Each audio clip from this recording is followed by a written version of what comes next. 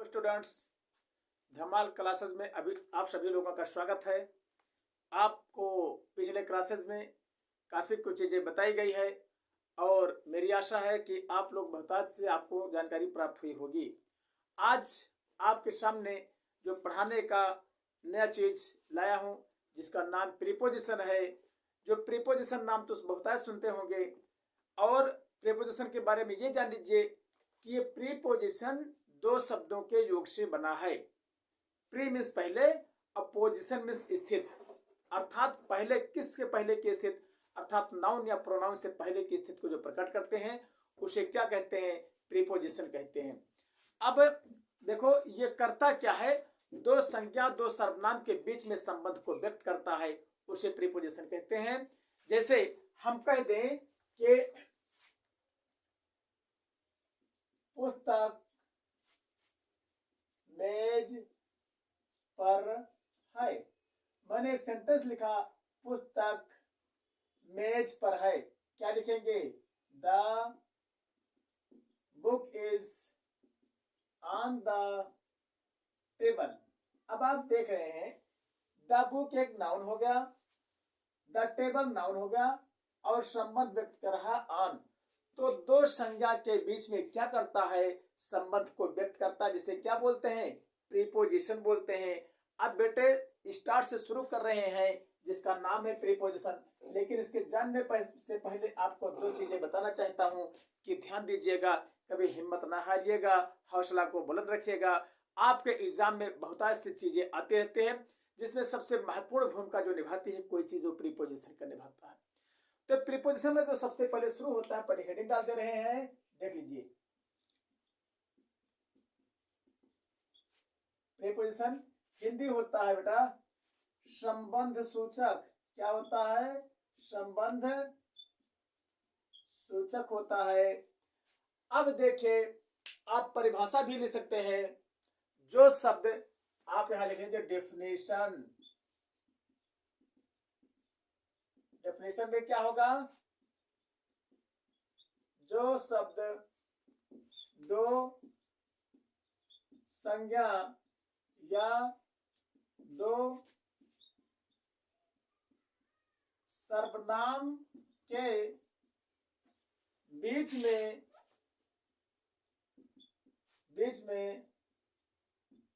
संबंध व्यक्त करता है उसे प्रीपोजिशन कहते हैं। बाबू लिख दिया है, जो शब्द दो संज्ञा दो सर्वनाम के बीच में संबंध व्यक्त करता है उसे प्रीपोजिशन कहते हैं। अब देखिए इसमें सबसे पहला आता है इन। हेडिंग डाल लीजिए, इन ब्रैकेट में लिख दीजिए में। यहां लिखिए प्रायः स्थिरता प्रकट करने के लिए इनका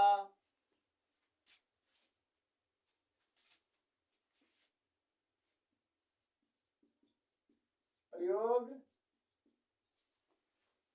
किया जाता है। जैसे मैं कह दूं कि बिल्ली कमरे में है।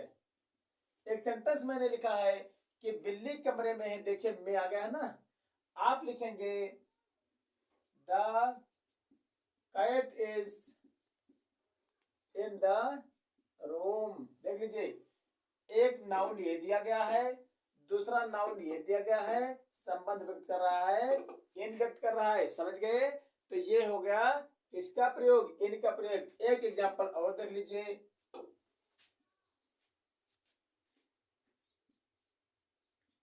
राहुल। आप लिखेंगे कि राहुल अब विद्यालय लिखेंगे Rahul is in the school now. देख रहे हैं, सबसे पहले आपने क्या लिखा है, सबसे पहले आपने लिखा नाम लिख दिया, नाउन है, इसके बाद में स्कूल नाउन है, संबंध कर रहा है ऑन। ये तो क्या हो गया, ये हो गया प्रीपोजिशन बाबू, समझ गए। इनका प्रयोग, अब वो अंदर है, वो चल रहा है, लिख रहा है, पढ़ रहा है, डांस कर रहा है, इससे मतलब नहीं है, स्थिरता को प्रकट किया तो क्या हो गया, इनका प्रयोग कर दिया। दूसरी हेडिंग डाल लीजिए आप, इनटू का प्रयोग। क्या बेटा, दूसरा हेडिंग डाल लीजिए, इनटू का प्रयोग। इनटू माने भी होता है, में होता है, इससे क्या होता है, गति प्रकट होगा बेटा। इनटू, दूसरी हेडिंग इनटू, में होता है, लेकिन क्या होगा, कहीं पर गति प्रकट होगी, उसके लिए प्रयोग होगा। जैसे यहां पर एक डेफिनेशन लिख लीजिए, जब कहीं पर गति प्रकट हो और हिंदी शब्द में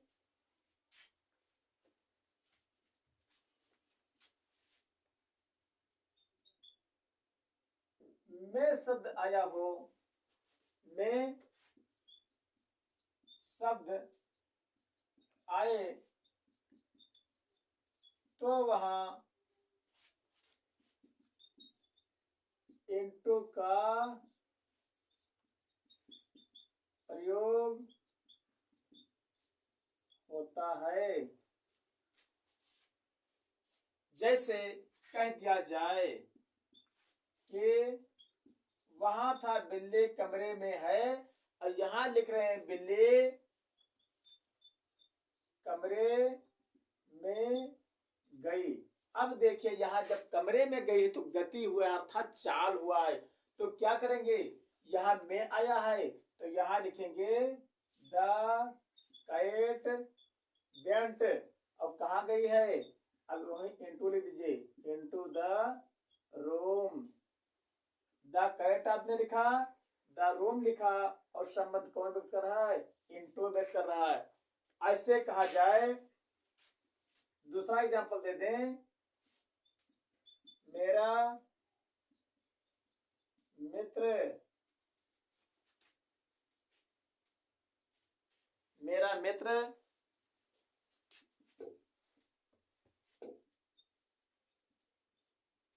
नदी में कूद गया। देख रहे ना, जब नदी में कूदा तो गति हुआ, और जब गति हुआ तो क्या लिखेंगे, में शब्द आया है, तो आप बेटा क्या लगा देंगे इसके लिए, आप लिखेंगे माय फ्रेंड जंप्ड। अब कहां कूद गया, इनटू द, चाहे पूल लिख दो बाबू और चाहे लिख दो पॉन्ड। इसको लिख लीजिए आप लोग। पहला है बिल्ली कमरे में गई, the cat went into the room, मेरा मित्र नदी में कूद गया, my friend jumped into the pool. देखिए, इनटू का प्रयोग कर दिया गया है। तीसरा जो हेडिंग डाल रहे हैं, देखिए, में आया है, उसके लिए भी आया था स्थिरता के लिए, यहाँ इनटू माने भी में आया है। तीसरा जो हेडिंग डाल रहे हैं, इसको अंडरलाइन कर लीजिए, अंडरलाइन।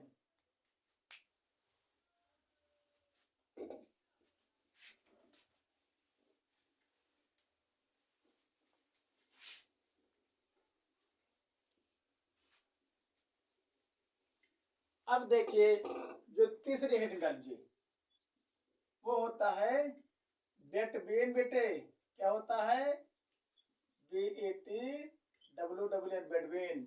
आप लिखेंगे के मध्य में। लिखिए, यहाँ भी मतलब में ही आया है। जब किसी वस्तु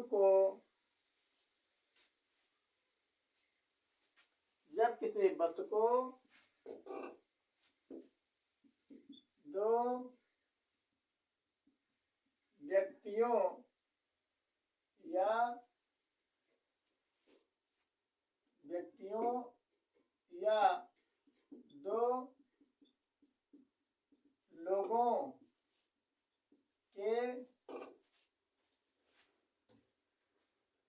दो लोगों के बीच में बांट दिया जाए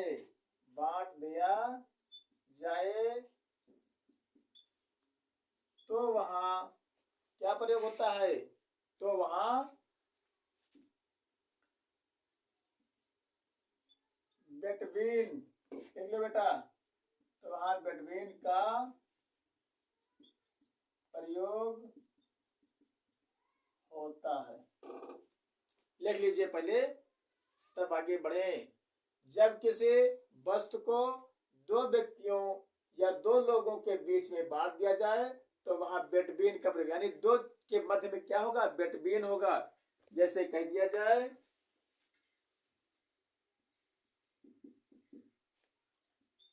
इस फल को राम और श्याम के बीच में बांट दो। मैंने कहा है इस फल को राम और श्याम के बीच में बांट दो। आप क्या लिखेंगे? सबसे पहले लिखेंगे, देखिए इंपरेटिव सेंटेंस है, मैंने आपको इंपरेटिव सेंटेंस पढ़ाया था। ये होगा divide this fruit between Ram and Shyam. देख रहे हैं ना? आप लिखेंगे divide this fruit between, BET, इसको लिख दीजिए,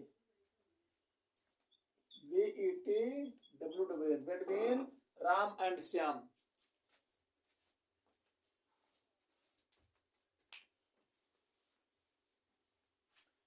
divide this fruit between Ram and Shyam. चलिए अगली हेडिंग डालते हैं।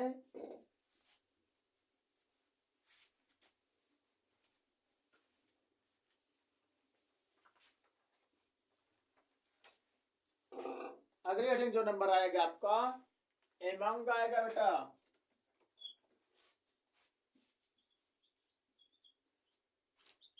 एमंग, इसके माने भी होता है के मध्य में। इसके माने होगा के मध्य में, लेकिन क्या होगा जब वहां क्या था? बिटवीन, दो लोगों के बीच में था, और यहां क्या होगा? दो से अधिक के बीच में होगा। आप लिखिए, जब बहुत से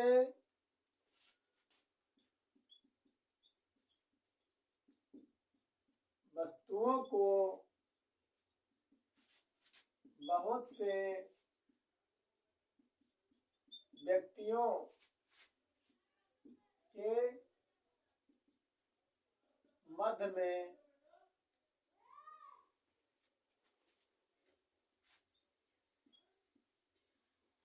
बांट दिया जाए तो वहां एमंग का प्रयोग होता है बाबू। एमंग का प्रयोग होता है। हो गया? देखिए, जैसे मैं बोल दूं कि इन पेंसिलों को इन विद्यार्थियों के बीच में बांट दो।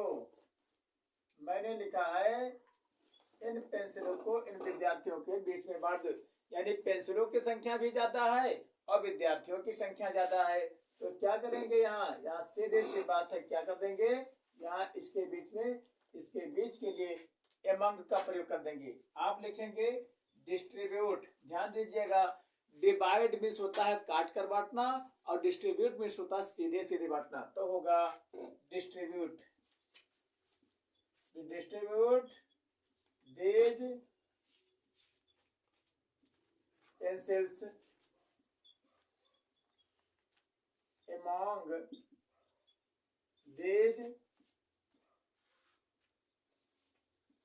students। बन गया आपका सेंटेंस। देखो एमांग का प्रयोग होगा, किसके लिए आया है, याद बताएं क्या है, के बीच में। अब ये हो गए आपके चार। आपको मैंने सबसे पढ़ा इनका प्रयोग स्थिरता, इनटू का प्रयोग गति, बिटवीन का प्रयोग दो लोगों के बीच में और एमंग का प्रयोग दो से अधिक के बीच में। आप लिख लीजिए और कभी हिम्मत ना हारिएगा। जब टूटने लगे हौसले तो बस ये याद रखना, बिना मेहनत के हासिल तख्तो-ताज नहीं होते और ढूंढ लेना अंधेरे में अपने मंजिल जैसे जुगनू कभी रोशनी के मोहताज नहीं होते।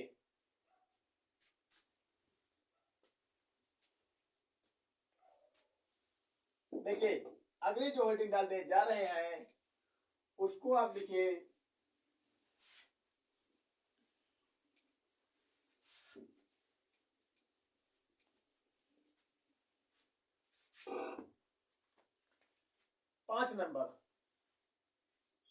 पांच नंबर जो हेडिंग है उसके आप लिखिए WITHIN विदिन। माने इसके माने भी होता है, इसके माने भी क्या होगा, में होगा। यहां लिखिए जब कोई कार्य, लिखिए जब कोई कार्य किसी निश्चित समय के अंदर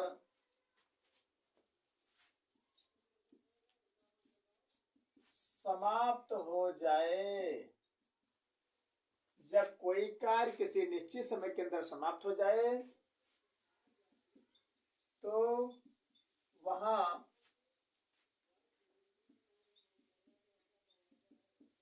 विदिन का प्रयोग होता है। देख लीजिए, जब कोई कार्य किसी निश्चित समय के अंदर समाप्त हो जाए तो वहां विदिन का प्रयोग होता है। एग्जाम्पल,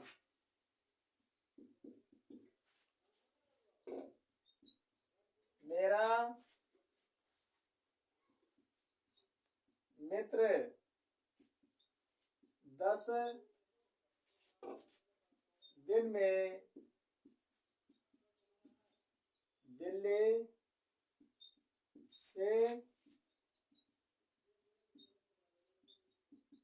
आ जाएगा। देखिए सेंटेंस मैंने लिख दिया है।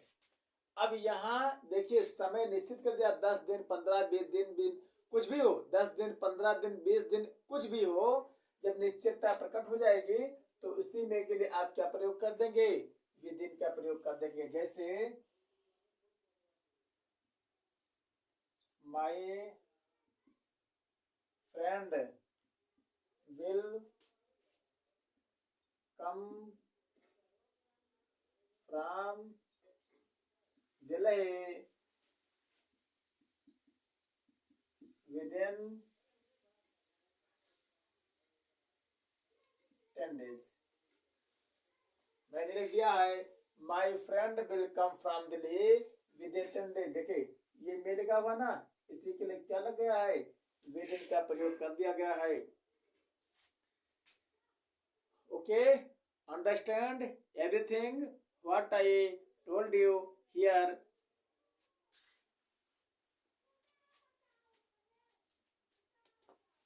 लिख चुके? चलिए अगली हेडिंग डाल रहे हैं।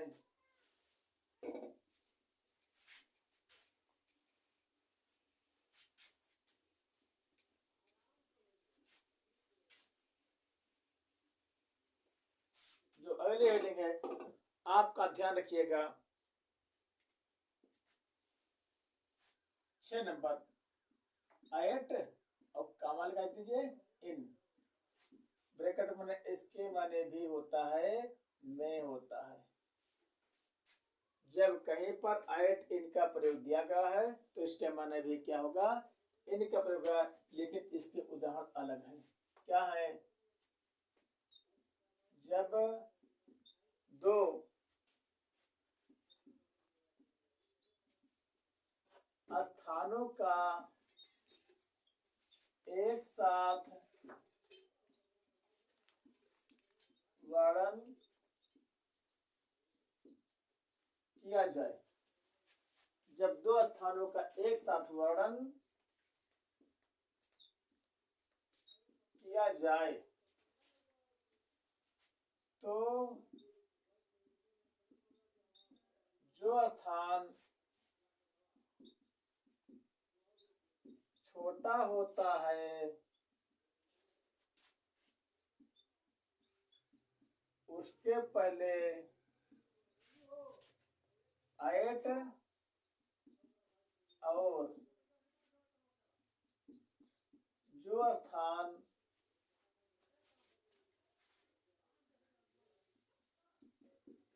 बड़ा होता है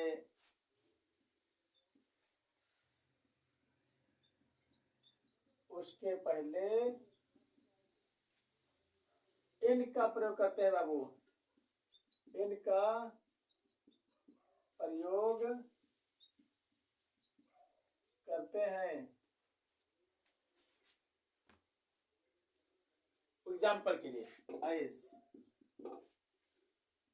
हम लिख दें, गांधी जी पोरबंदर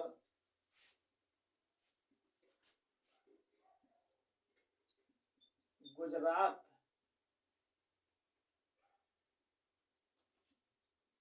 में पैदा हुए थे। सेंटेंस देख लीजिए ध्यान से। मैंने लिखा है गांधी जी पोरबंदर गुजरात में पैदा हुए थे, तो पोरबंदर छोटा स्थान है, ये गुजरात के अंदर है, गुजरात बड़ा स्थान है। अब आप लिख दीजिए गांधी जी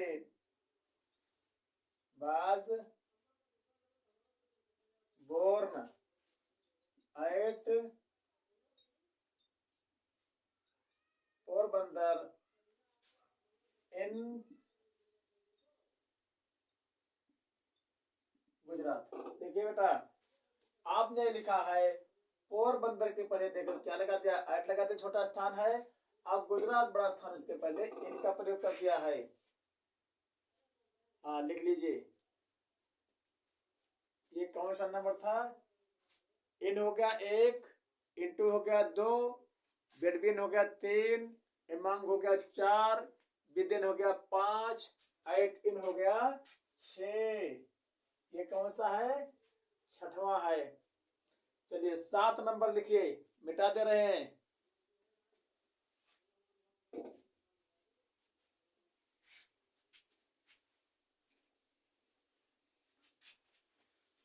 मेहनत करेंगे तो सफलता हासिल होगी। अंग्रेजी इतनी आसान भी नहीं है जितना आप लोग समझते हैं। अब मेहनत करने वालों की कभी हार नहीं होती है। एक अपने देश में पैदा हुए थे दशरथ मांझी, बिहार में, जिन्होंने उनके बारे में सुना होगा कि बताइए 20 साल तक मेहनत करते करते अच्छी और हथौड़ी से क्या किए थे, पहाड़ को काट कर रास्ता बना दिए थे। और एक हम आप हैं तो आप जो लगे रहेंगे तो केवल 4-6 साल की मेहनत है, आपकी जिंदगी रंग लाएगी, रंगत लाएगी, बदल जाएगी जिंदगी। नहीं तो मेहनत तो सब कोई करता है। सही दिशा में किया गया प्रयास कभी निरर्थक नहीं होता है। आप देखिए, मेहनत करते हैं लेकिन मेहनत करने से कतराइए ना। ये कभी नहीं कह सकते हैं कि सच्चे दिल से किया गया जो मेहनत होता है ना, वो रंग लाता है, वो कभी जाया नहीं जाता है, इधर का उधर नहीं जाता है। लेकिन आपने जब परिश्रम किया है तब, अरे भाई कहते हैं ना कि बोया पेड़ बबूल तो आम कहाँ से खाए।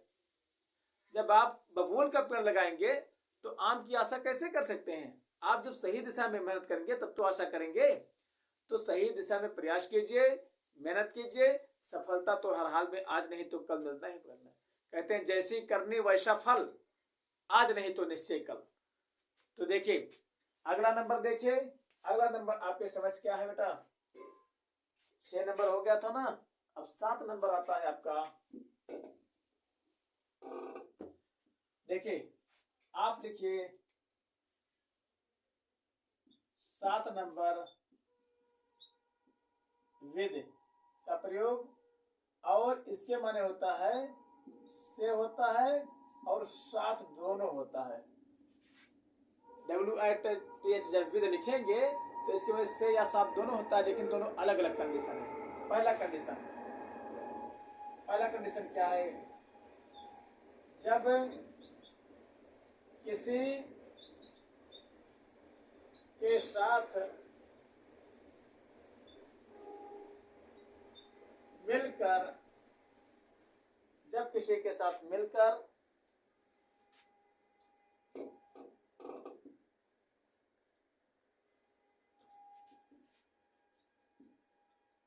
कोई काम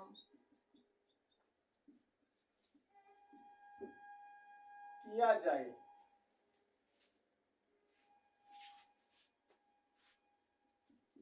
तो वहां विद का प्रयोग होता है। जैसे मैं कह दूं कि वह, एग्जाम्पल लिख लीजिए, मेरे साथ क्रिकेट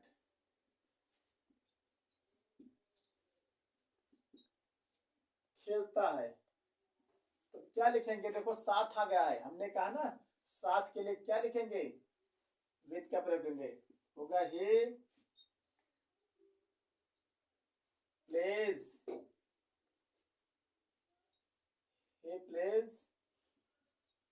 क्रिकेट विद में। आप देख रहे हैं यहाँ साथ आ गया है और यहाँ देख रहे हैं विद आ गया है। तो साथ के लिए पहला कंडीशन लग गया है। अब दूसरा कंडीशन लिख लीजिए, दूसरा लिख लीजिए,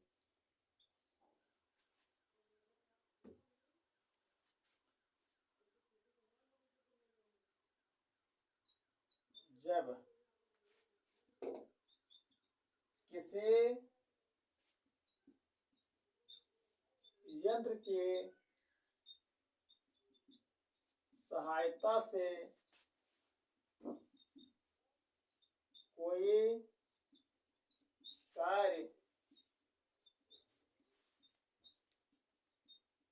किया जाए तो वहां विद का प्रयोग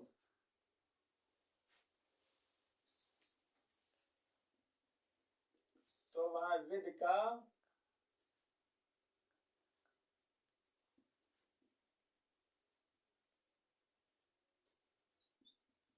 प्रयोग होता है। जैसे कह दिया जाए, एग्जाम्पल के लिए, उसने अपनी उंगली चाकू से काट डाली। ध्यान दीजिएगा बाबू, चाकू से काटा है, चाकू से क्या हुआ है, चाकू एक यंत्र के रूप में है। आप लिखेंगे से कट हर फिंगर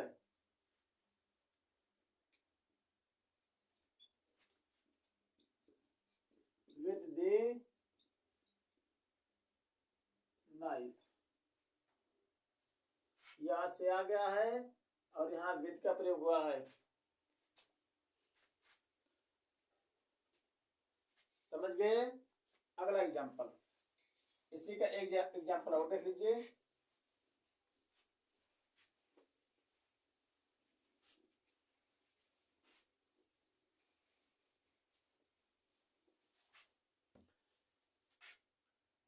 दूसरे का एग्जाम्पल लीजिए। जैसे मैं कलम से लिखता हूं, मैं कलम से लिखता हूं। लिखिए आई राइट विद द पेन। से आ गया है, विद का प्रयोग हो गया बेटा। इस तरह से ये जो दिया गया है ये क्या है, प्रीपोजिशन के प्रयोग दे दिए गए हैं आपको। लिख लीजिए, फिर आगे बोल रहे हैं जी। समझ में आ रहा ना।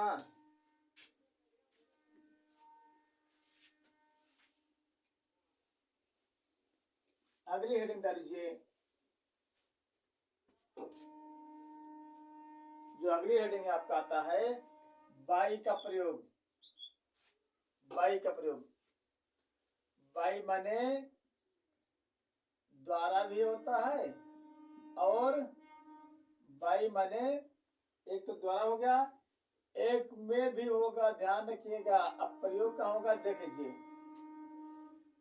पहले बात लिखिए, इसमें भी दो कंडीशन है। पहला कंडीशन क्या है, जब कोई सेंटेंस पैसिव वॉइस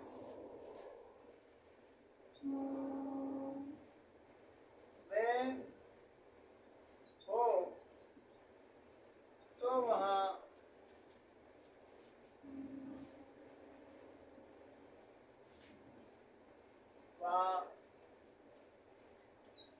द्वारा शब्द के लिए बाई का प्रयोग करते हैं। बाई का प्रयोग करते हैं। जैसे यह पुस्तक मेरे द्वारा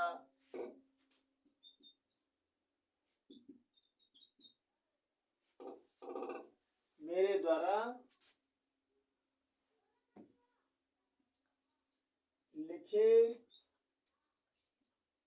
गई है। अब देखिए, मैंने लिखा है यह पुस्तक मेरे द्वारा लिखी गई है। अंग्रेजी क्या बनाएंगे बाबू, this book is written by me. इसी द्वारा के लिए बाई का प्रयोग कर दिया गया है। एग्जाम्पल नंबर फर्स्ट हो गया। अब देखिए, मे का प्रयोग बहुत ही इंपॉर्टेंट है। देखिए, बाई का प्रयोग कहाँ होगा, दूसरा एग्जाम्पल यहाँ दूसरा दे रहे हैं। कंडीशन नंबर 2, कंडीशन नंबर 2 लिख लीजिए। जब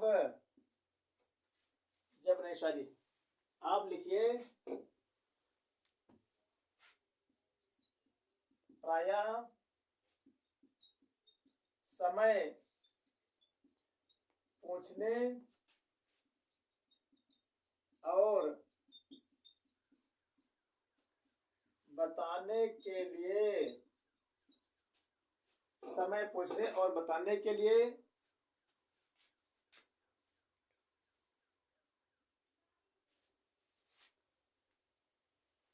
बाई का प्रयोग किया जाता है।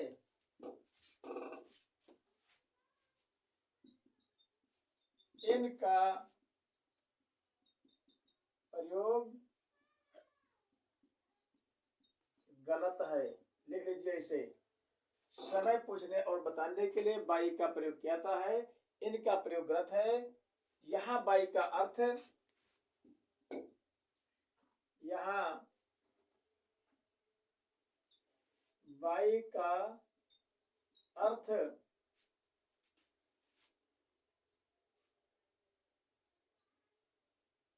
में होता है बेटा, में होता है। जैसे एग्जाम्पल के लिए मैं पूछ कह दूं, अब आपके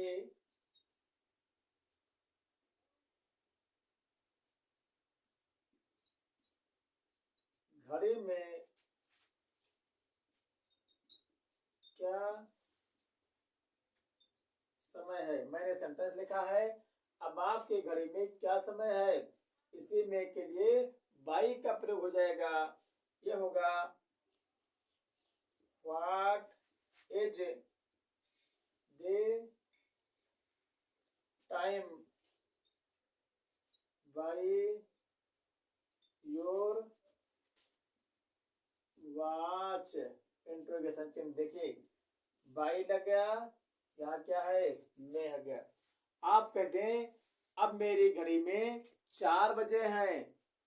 अब उसके लिए लिखेंगे it is 4 o'clock by my watch. इनका प्रयोग नहीं प्रयोग किया जाएगा।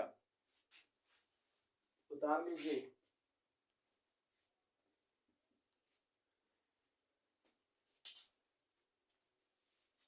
जब क्लास में लड़के भूल जाते हैं, एग्जाम आता है, तो लिखना क्या चाहिए, लिखते क्या हैं, क्या लिखना चाहिए, क्या लिखते हैं।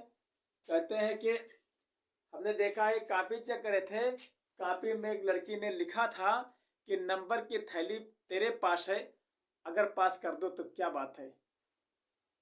अब बताइए, ऐसी ऐसी सारी लिख देते हैं। तो हमने क्या लिखा, चूंकि कॉपी चेक किया जाता है, तो मैंने लिखा बहुत सी किताबें तेरे पास है, अगर याद कर ले तो क्या बात है। तो चीज ध्यान रखिएगा कि ऐसे ऐसे चीजें लोग लिखते हैं। जय श्री राम, जय हनुमान जी, जय हो मलंग बाबा। अब ये सब लिखने की क्या जरूरत है। या सत्य साईं राम, जब नहीं आओगे तो भगवान यहाँ तुमको लिखने आएंगे कि पास कराने के लिए आएंगे। ये तो तुम्हें खुद करना होगा ना। तो ये लोग ध्यान नहीं देते हैं। और जो कहा जाएगा कि जैसे भैया ध्यान रखिए, आप पढ़ रहे हैं तो करना क्या है आपको, you have to not write Hindi anywhere. अब प्रॉब्लम कहाँ आती है, अब वो इसका अर्थ ही नहीं समझते हैं। जब कुछ बोल दिया जाएगा तो ऐसे देखेंगे जैसे कभी उन्होंने अंग्रेजी सुना ही ना हो। तो कम से कम इन चीजों का आप ध्यान रखिए। अब ये पॉइंट टू पॉइंट हम बताते चल रहे हैं। बहुत से वीडियो मैंने डाल दिया है। लेट का प्रयोग दिया है, एट का प्रयोग दिया है, देयर का प्रयोग दिया है, हाउ मेनी हाउ मच का प्रयोग दिया है, आयन का प्रयोग दिया है, दी का प्रयोग दिया है। हर चीज का प्रयोग मैंने डाल दिया। जो ट्रांसलेशन या टेंस से पहले होता है, कई चीजें मैंने डाल दिया है। अब आप लोग ना देखें बेटा तो आप लोगों की कमी है। अब आप लोग देखेंगे ना, अब उसमें बढ़िया मजा आता है देखने में। कॉमेडी, किस्सा, कहानी, वो मजा आएगा। नाटक या कोई गीत संगीत की, ये मजा आएगा। ये तो साधारण चीज है ना। बस दिक्कत यही होता है, इसीलिए लड़के पिछड़े रह जाते हैं। तो ट्यूशन करने जाएंगे, ट्यूशन करेंगे, वहाँ धक्के मुक्का करेंगे, इधर उधर। भैया वहाँ देखने को भी पा जाते हैं, कुछ रंगीन मिजाज भी पा जाते हैं देखने के लिए। और जब कोई मान लीजिए कोई लड़की है, कहीं थोड़ा सा मुस्कुरा दिया तो पूछिए ना, अरे तब 4-6 दिन 10 दिन ऐसे क्या चक्कर काटते रहेंगे। जानेंगे सब कुछ पा गए। ये नहीं सोचेंगे कि इसी में हमारी जिंदगी गत में चली जाएगी। ये थोड़े सोचते हैं। ये नहीं जानते हैं कि आज इतना हम समय गंवा रहे हैं, कल मुझे ये समय गंवा देगा। इसको ध्यान में रखना नहीं है। लेकिन कोई टीचर खुलकर नहीं कहता है कि भैया तुम अपना जानो, तुम्हारा काम जाने, अब तुम इतना समझदार हो गए हो। कहा जाता है कि 5 वर्ष तक लाड ले, 10 तक ताड़ना दे, और वर्ष 16 के बाद पुत्र को मित्र रूप गण ले। जब लड़का छोटा होता है, 5 वर्ष तक लाडे, तो उसका माना था कि ये बच्चा नादान है, कुछ नहीं जानता है। और 10 तक ताड़ना दे, 10 तक एक पिता अपने बच्चे को क्या करता है, मारता है, प्रताड़ता है, उसको समझाता है, क्योंकि वो समझ में आ जाए, कच्चा वो घड़ा होता है। लेकिन होता क्या है कि वर्ष 16 के बाद पुत्र को, जब बच्चा 16 साल का हो जाता है, एक पिता अपने पुत्र से राय लेने लगता है कि हम ये करने जा रहे हैं, तो कि बेटा क्या ये उचित है, या क्या ये उचित है कि यह अनुचित है। तो 16 वर्ष से ऊपर हो गए, हर चीज समझ में आ रहा है। अब ये नहीं कह सकते हो कि मेरे साथ अन्याय हो रहा, धोखा रहा है। आप अब खुद अपना जो निर्णय है खुद लेने में समर्थ हैं।